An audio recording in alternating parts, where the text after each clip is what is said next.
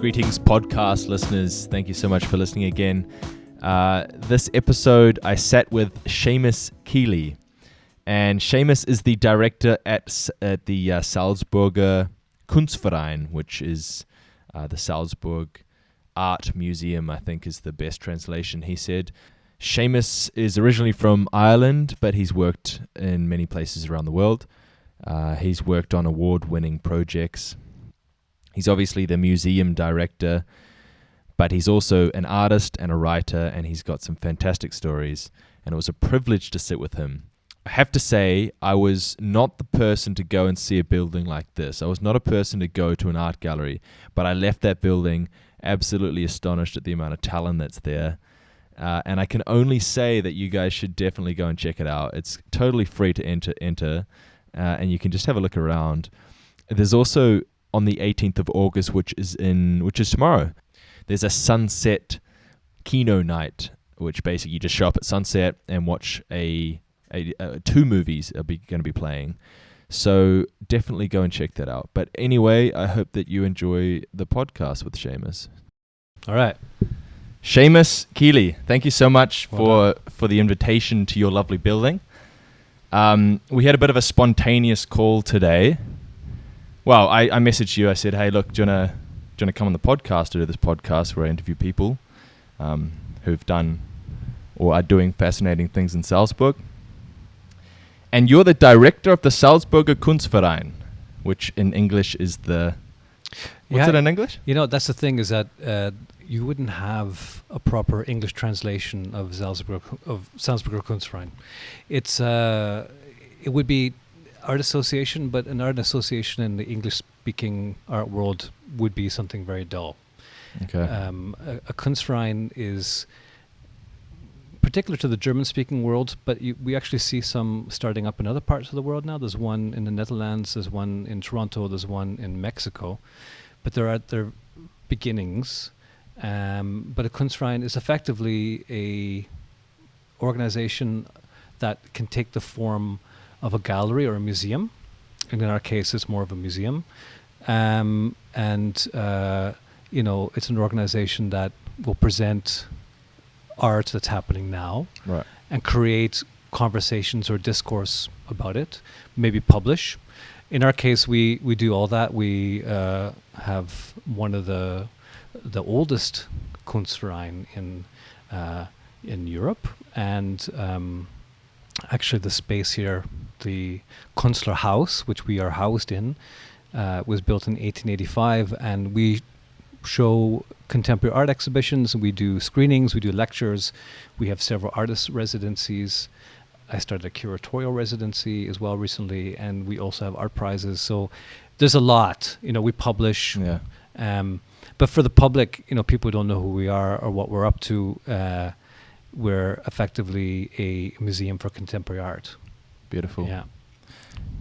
And for people that live in Salzburg and want to have a look, it is literally the big red building opposite the Volksgarten. I drove past this place on my bike, and it looks like a fantastic place. I've just never been here. So for people that are like me and haven't come here, you have to come and can see this place, because I'm literally the exact person that wouldn't come and see it. But after meeting you, you showed me around a bit. You showed me in some of the exhibition tour, or I don't know if you can say that.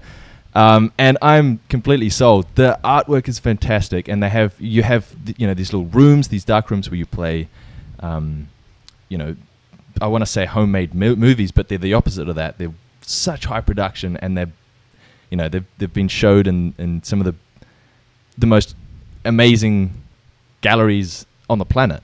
And I think that's fantastic. So people definitely need to come and see this place. It's completely free entry, isn't it? Mm-hmm. Yeah. Yeah, we're free entry, yeah. Yeah, I mean, that's the thing is, of course, if people want to come anytime, the exhibitions are running most days, Tuesday through Sunday. And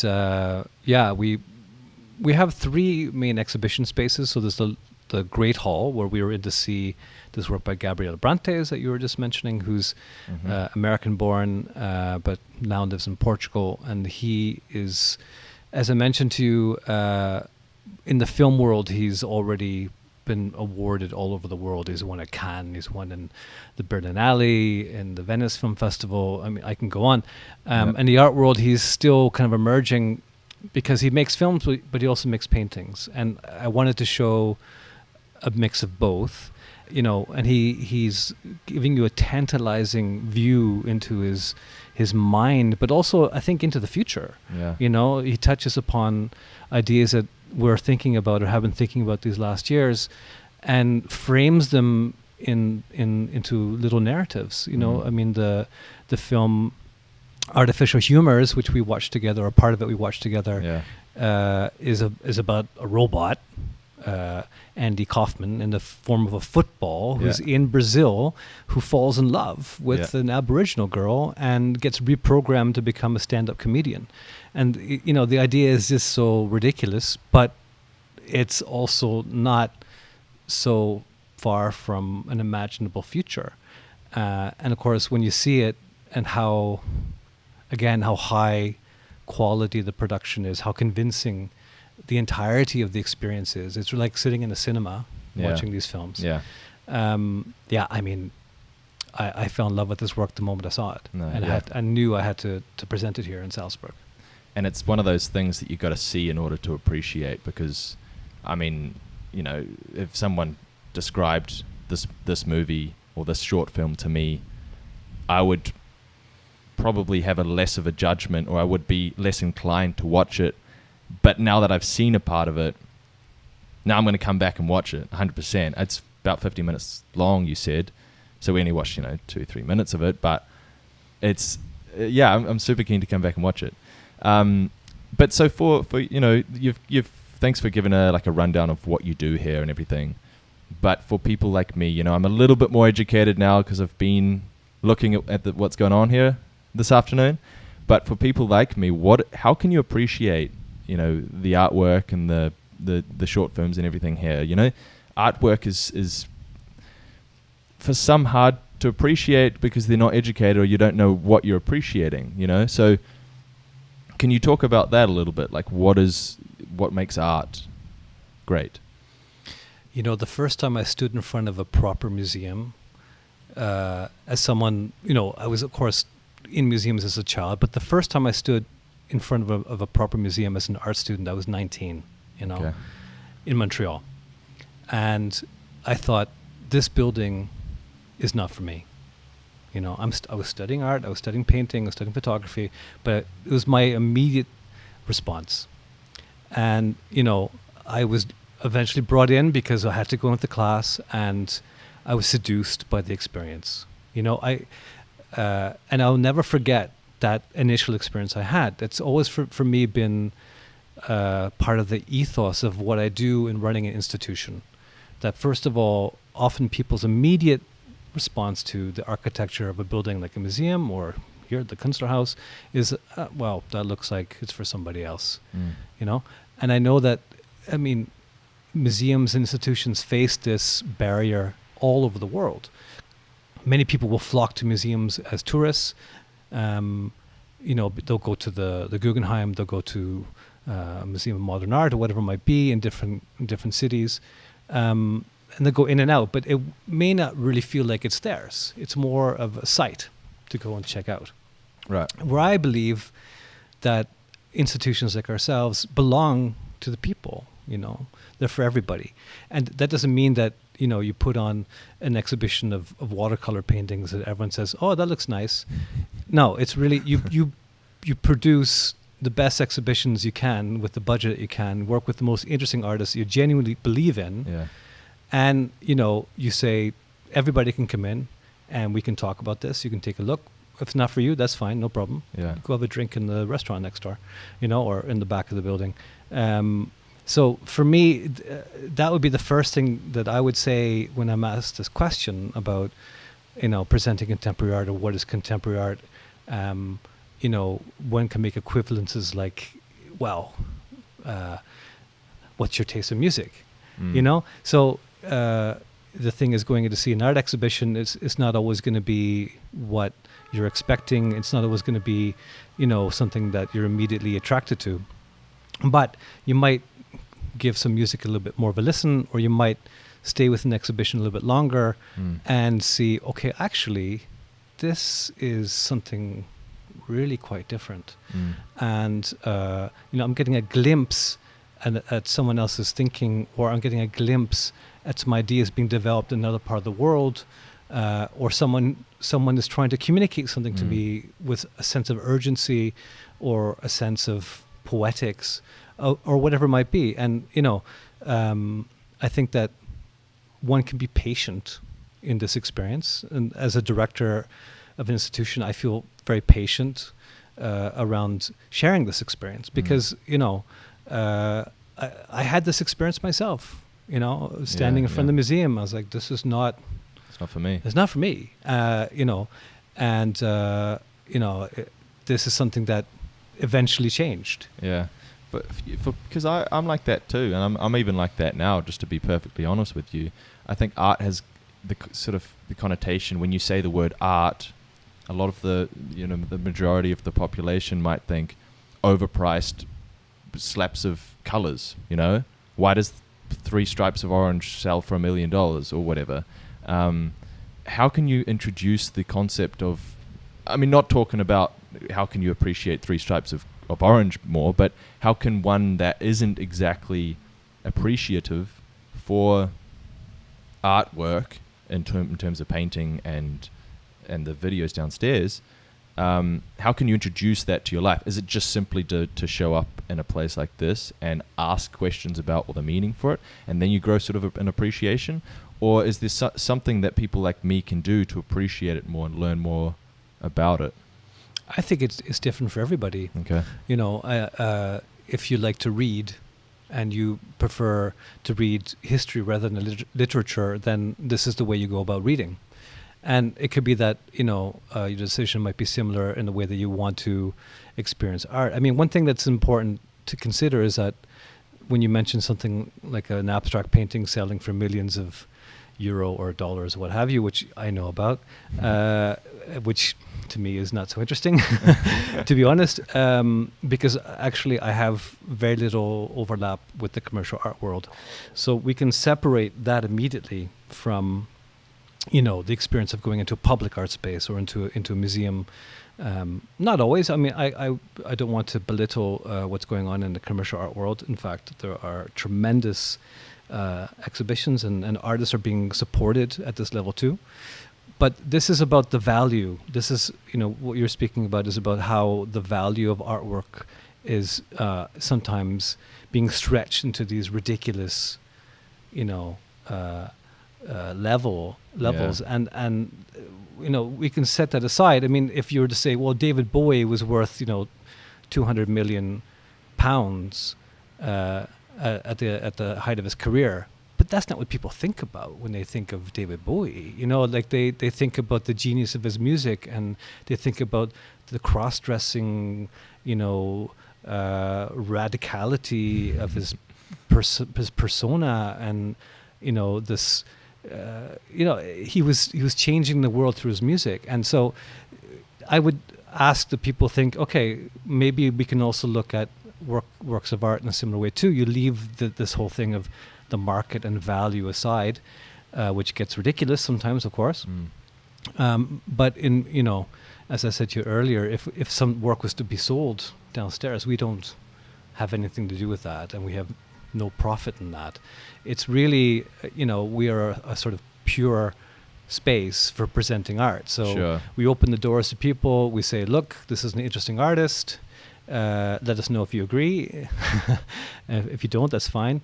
Or we present, exhibitions, like group exhibitions that are often under thematic purview as well. So the next exhibition, which opens in October, is called Film as Muse. And this is literally an exhibition of 15 artists who've all taken something from cinema, whether it's Stanley Kubrick or from, Ingmar Bergman, from these masters of cinema, who've taken a little piece of from these films and have made artworks derived inspired from these films. Yeah. So where film or cinema is used as a muse in creating art. And there, this is more of an exhibition as a proposition. This is more of an exhibition as a way of exploring, the artistic process and looking at, how different artists will derive something from other material. In this case, it's cinema. Because often artists are appropriating, stealing. Yeah. Picasso said himself, he's thieving all the time. This is an important thing to think about today. And even with Gabriel Brante's show that we looked at earlier, we see all these references to art history, to Hollywood film, as I mentioned, and what have you. So anyway, long story short, this is, I would invite people to do it on their own terms. Yeah. You walk into a museum or a gallery, and if you have a bad reaction in the pit of your stomach, then listen to it. Maybe listen to it, Yeah. or maybe leave or what have you. I don't know. Go to the next room. No one's going to Find force something you to else. stay. Yeah. This is the thing as well, when we show films in the context of the museum, that when you walk in and you're watching the film, you can always walk out. No one's going to say, look, he's got up in the middle of the film or the middle of the play. He's leaving. He's leaving. What? He's so rude. No Yeah. one's going to say that. It's fine. That's totally one's prerogative. So, this is the thing. There are a lot of barriers facing art institutions, and I think because art is often not always within the mainstream, or the forms of art that are within the mainstream are the ones that become very famous for this reason of the value. Okay.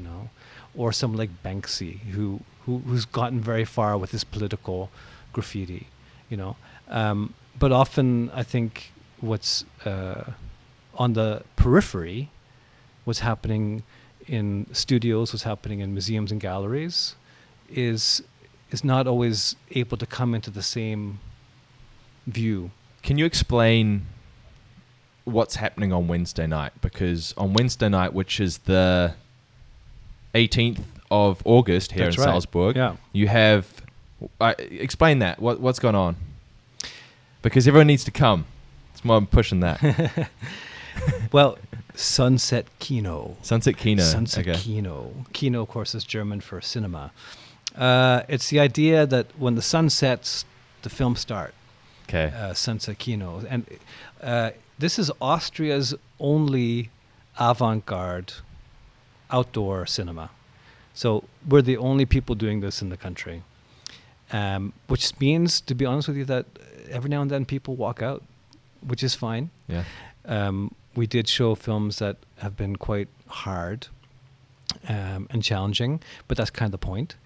But tomorrow, this is tomorrow, Wednesday, the 18th of August. We're showing... No, in 2 days. Yeah, I thought that you're releasing this on Tuesday. So Oh, I was sorry, I was yeah, trying to be sorry. live. You're ahead of me. You're doing my job. Sorry, mate. So Wednesday, the 18th of August, we're doing our second to last screening of Sunset Kino, and we're showing films by Harun Farocki, who, as I mentioned to you earlier, he died a few years ago. In fact, he was here in Salzburg with us, and then just a few days later, he died. It was really devastating. He was named as the world's most known unknown filmmaker. That's Okay. what he was. That's what he was named as, Wow. coined as, so to speak, because he had such an influence on filmmakers all over the world, and of course he was showing in film festivals and showing in the museum context. But he was a radical filmmaker from his beginnings in the 60s until his last days in 2014, making films that are very political, very analytical. He made a film called Deep Play, where he literally shows us the technical analysis of the World Cup football final between France and Italy. You remember the one where Zidane has an eruption at the end and headbutts his Italian opponent. And so we watched this film through Harun Farocki's eyes, where he shows us all the technological analysis that is being used by computers and these systems that he's able to get his hands on, that are being used by the analysts, to see how fast a player is running, how many meters have they achieved. This all can be visualized. So he shows us this apparatus of surveillance around the football spectacle. And it's absolutely, once anybody sees this, they understand immediately what this is about, And one can then imagine what kinds of system of analysis and surveillance are being used otherwise that we don't get to see, That's one example of the kind of filmmaking he did. Brilliant. And for Sunset Kino, we'll be showing a film called How to Live in the FRG, the Federal Republic of Germany, which he made in 1990, which is, depicts West Germany as, quote, a purgatory of learning and repetition, life as a test case. And this is the first film, so it's, this is an analytical documentary film. And then afterwards, we'll be showing short films that he did in collaboration with young filmmakers. And this is this series called Labor in a Single Shot, where he asked people to make films, short films, one shot, no editing, just depicting labor, someone at work. It could be any kind of work. And you can see in these films a kind of Marxist impulse in one way of depicting the work at work today, what the systems may be in different contexts. But what was amazing for me with this series is that this started with me in Ireland in 2011 when I was directing The Model on the west coast of Ireland. And I invited Harun Farooqi there. And, he had his only solo exhibition in Ireland with me. It was such an honor to work with him. I'd been in touch with him for years, and he was always a hero for me, not just as a filmmaker but as a thinker. And then we had this opportunity to work with him and to find some funding for him to do a workshop. Mm-hmm. And he worked with refugees and students who are students of film. And his idea was this: labor in a single shot. And this is what they did. They made a few films in this. They're all very short, these little films. And then it went on to be redone as a project in 14 other countries, and still continuing today through his widow, Antje Eamon. And she is coming to introduce the films Wednesday night. So it's going to be something really quite powerful. And yeah, wonderful work. So, and that's a kind of a taste of Sunset Kino. This is avant-garde film. It's often quite political, but we also discuss it. We don't have a long lecture before or after, but we have a context where if people want to chat about it afterwards, they can. We have a bar there as well. I think if the weather is bad, we do it inside. Ideally, we do it outside, of course.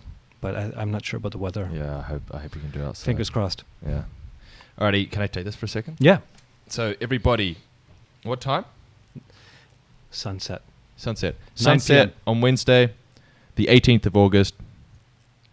Come and check it out at the Salzburger Kunstverein, the big red building opposite Volksgarten. And you won't be disappointed. And if you are disappointed, then just leave, right? Yeah, you can have a beer before you go. You can have beer. You don't have to watch. Just have a brew. Some people just do that. Yeah. It's up to you. We're not going to judge. So when I think of art in the entirety, so whether that's music, whether that's painting, whether that's, for example, podcasting, everything, all those require some kind of art. I think the ones that stand out, the ones that get more clicks or more views or more attention, are the ones that question societal bounds, or they step away from what is, quote, normal. So, and this for me was more prominent or more, I saw this when I had a look downstairs at this guy that's making these fantastic paintings and doing these pictures that make you think, what on earth is he trying to do here? So there's a concept there that, you need to basically break away from what is normal in order to sort of achieve. And I'd love to know what it's like working with people like this, people that have extraordinary thoughts that they bring to life. It's the best job you can imagine. Yeah. I mean, every exhibition is really literally like going back to school around the topic that you didn't know about but were curious about, and being thoroughly taken through another person's thinking or a history that you were ignorant about, but were always curious about. It's difficult to describe how much how much of an honor it is to do this job, and how wonderful it is to work with artists. So life is a never-ending education, and I also would always say that we're all only students of art. I mean, I have 2 degrees in art, but I would never call myself an expert, because one could not be an expert in art. I think it's too broad, and it's never ending. So this is something that, as you can imagine, when we've been discussing the exhibition downstairs, it's just a dream job for me. Yeah. I would love to know more about you as an expat, and a little bit how you moved to Salzburg, and where you've lived around the world, and your experience with that. Yeah, well, I suppose coming to Salzburg, I moved here with Gemma, my partner. We were living in Ireland, and I was directing an institution there. And when that was finishing up, there was luckily this opportunity to come here. And when I met with the board of this institution and took a look at it, and had a look at the city, it was really, for me, a very clear decision. I can understand. I mean, it's a beautiful place to live, but also the conversation I had with the board was something from the get-go that was really, I mean, it's difficult to really describe to you the amount of freedom that they offered in the role. And when you run an institution, I ran an institution in Ireland and also one in Canada, you're up against different agendas at times. You're up against people having different imaginings of what the institution is meant to do, the context it fits in, a hierarchy perhaps in the context of the university or whatever it might be. And these are things you have to negotiate, and these are things that are part and parcel of the job, and that's fine. But coming here as director was really akin to being given a studio as an artist. Really was. And my background is as an artist. So this is something that has always informed the way I approach my work. But this was so attractive. But Gemma and I talked about it for a number of weeks before I accepted the job. And then we came over. I didn't speak a word of German. So I remember in the interview, the president, Elfried, who's become a very good friend, she said, "Mr. Kealy, I sense that you would like to learn German." And I said, "Yeah, actually, I think that would be a good exercise. I think it'd be very good, But literally, they hired someone who had no German. And, the role is not so political. I don't have to do so many things with politicians, but it's important to have German here and to be able to do your German speeches, have those meetings with stakeholders in German, meet with funders in German. I take the minutes of all the board meetings in German at this, That's awesome. And it's full of mistakes. And, one of the board members corrects them, is very kind and very generously corrects all my mistakes. Yeah. So, you find a way. And, of course, my staff have been just ever helpful at every stage. I couldn't tell you how grateful I am to these people that have just made such a welcoming situation for me and my family, and instilled a sense of freedom in the role. But before Salzburg, I was in Ireland. I was directing an institution called The Model on the West Coast in Sligo, and this was a larger institution with a more multidisciplinary program. So there was a collection. We had a contemporary art program where I brought people like Haroun Farocki, who I mentioned over, or we work with people like Duncan Campbell, who went on to win the Turner Prize, or Omar Fast, who's a amazing artist who's doing very well in his career now, who we've also worked with here in Salzburg. And so I really wanted to create a kind of oasis of art production and art exhibition in this context in the west of Ireland. It was a fantastic situation. And prior to that, I was the curator of the Blackwood Gallery, which is in the University of Toronto. Okay. And this was a space also for contemporary art and new media, and it had several different venues. So there were 2 galleries, and then there was this huge video wall that was running 24 hours a day that had to program. And actually, when I had first arrived into the job, there was a program we were running, and it was by this artist named Farine Haak, and she was from Victoria in British Columbia, but she had a background. She described herself as a Muslim artist, but her work was also challenging Islam. And one of the films we showed was a very, very simple film called, I think it was called Dressing Undressing, or Seen Unseen, something like this, where you just see an image of her shoulders and up, maybe just to here, and she has a large hijab on, a headscarf, and she is taking it off and putting it back on again, very slowly, very plainly. There's nothing, nothing seen, so to speak, except this gesture. And this, shown in that context of the atrium at the university, caused a huge uproar, and I was asked to turn it off. Really? And, I was 3 weeks into the job, and, it was my first real institutional job, and had just moved to Toronto. And, the president's office literally asked me to turn it off. No. And I was thinking, all right, so do I do this?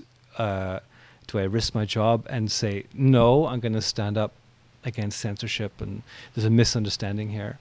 So, I had this tough decision, and I remember pondering over it, exhausted at the end of a long day, and I couldn't reach anybody, couldn't reach a presence officer, long gone. And so that evening, to avoid any conflict, I turned it off. But I had also sent an email saying that I was going to turn it on again 9 a.m. first thing the next morning. Okay. And the reason why, which was that I was going to create a discussion about it. It's a university context. I think that we should be able to discuss things that, people object to. Yeah. Why? This is artwork. This is, something representational. So, of course, there was a large percentage of Muslim students at the university, and we organized discussions. We organized a lecture by this artist too, and I don't know if we got everybody on board, but at least we created a discussion around it, and got the artist there to talk about her work and why she considers herself to be Muslim, but also that she perceived a space for a more modern form of Muslim in the Western context, in that context, So that was definitely a little bit of trial by fire, in my first gig. And then, as I mentioned before that, I was mainly an artist. Awesome. I have to ask, we should probably wrap up soon, but I have to ask, what's your most memorable artist you've worked with, and why? Well, that's a very unfair question. Not to me, but to the artists I've worked with. Okay. Well, you don't have to answer it. I'm going to answer it. Okay. But I'm going to maybe temper the answer with just a few things. Firstly, that I've organized. I looked at it recently, but I've organized over 100 exhibitions. Wow. So, it's a long list. And is one exhibition with one person, one artist? No, it's often with groups of artists. Okay, sweet. Sorry. Yeah. No. So there's, for example, the exhibition, The People's Cinema, which I did about 5 years ago. This had 80 artists in it. you know. Wow. Okay. The artists in the next show film as Muse. That's 15 artists in the next show. So it's a mix of solo exhibitions and group exhibitions. But, you know, not to say that I have a favorite, but I'd say one of the most challenging and amazing experiences working with an artist was with Omer Fast, who I mentioned earlier. But I didn't talk about this, and that is the film that we showed here in Salzburg, that he shot here in Salzburg, that we produced. And first, there was an enormous amount of money we had to find, which is a challenge in itself. And then, you know, we literally did all the location scouting using sites like Werfenwang, the ski resort near Salzburg, also Schloss Leopoldsgrün, which you probably know, where the Salzburg Global Seminar takes place. Very interesting people. And also the Freilicht Museum, which is just outside of Salzburg, which is a reconstructed series of villages, country villages, amazing sites. And we were able to secure all these locations for virtually nothing, which was great. So we had amazing partners to begin with. And Omer's idea was to recreate a Jewish fairy tale in the Austrian Alps. And the film, controversial, probably, to say the least. Yeah, I think that the idea is a little unnerving. Yeah. For one. But Omer's work is often kind of pushing on these sensitive topics. And so literally there's a woman in the film, getting onto a ski lift, and she realizes halfway up that there's a Jewish man sitting next to her speaking to her in Yiddish, who's apparently a ghost or a figment of her imagination, perhaps of, you know, deep cultural collective repression. It's very difficult to really know what's going on. And this character begins to tell her stories. He recounts, for example, this Jewish fairy tale about a goldsmith who, you know, becomes seduced by a demon and ends up losing his wife and kids, and the whole, you know, usual misery of this kind of a fairy tale.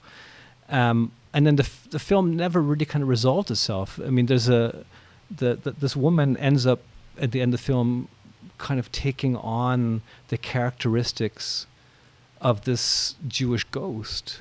It's really hard to know what's really actually going on. Where she's alone in her hotel room that night, and she's looking at herself. She's facing herself in the mirror, and she begins trying to transform herself into him in a way. Yeah. And then she ends up just walking out the door into the night, and the film ends.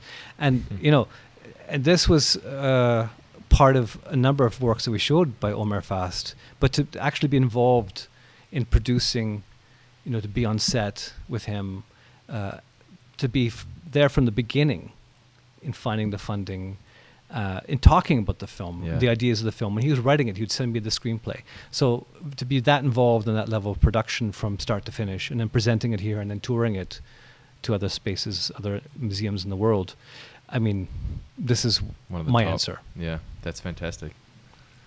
Awesome. Well, just about to wrap it up, but is there anything that you would like to say or that you would like to ask me? Well, where are you going with this podcast? Actually, I was wondering, what's your vision, Johnny? My vision for this podcast is to essentially have conversations, so interesting conversations with interesting people. This whole idea, I think, the seed started when I left New Zealand and I started traveling. I didn't tell you this yet. I didn't tell you anything really. I went to Thailand, Cambodia, and Vietnam. That's where I met my current girlfriend, well, my only girlfriend. And then I obviously moved to Austria because she's Austrian. But the experience itself opened my eyes into what the world has to offer. And I sat and I thought about, how can I make a difference in the world? You know, that's my goal, and you know, I want to make this world a better place. I've said it before. And I thought, if I can somehow, you know, create a bit of a platform so that I can share my kindness, which I have a lot of, and I really want to make this world a better place. So the answer to your question is tricky because I don't exactly know what this podcast is going towards. But at this point in time, interesting conversations with interesting people is my go-to. You know, that's why I'm sitting across the table from you, is because you've achieved awesome things in this world, and you've got stories, you're an expat, you've done all this in your life, and it's a privilege to always sit across the table from someone like that. You know, Graham, that we both know, a mutual friend, just started the English Speakers in Salzburg page. He's also, you know, had some fantastic experiences. I met a guy the other week that is a refugee from Iraq, and I think everyone has their own experience and their own lessons that they get taught from life. And if I can create awareness and maybe bring this world a little bit closer together and stop hating each other so much, then that's my sort of goal with this podcast, I guess. But I'm far from it. I've got a lot of work to do, but I enjoy it, and it's the main thing. So, yeah. Well, it sounds like you and I have maybe some things in common. Kudos to you, and long may it run. I appreciate that. Thank you. And thank you so much for the invitation here. It's a fantastic building. And I have to say again, everybody needs to come and see the Salzburger Kunstverein. It's a wonderful building, and there is a lot of talent here to see. So thank you, Seamus, once again. Thanks, Johnny. See you, everybody.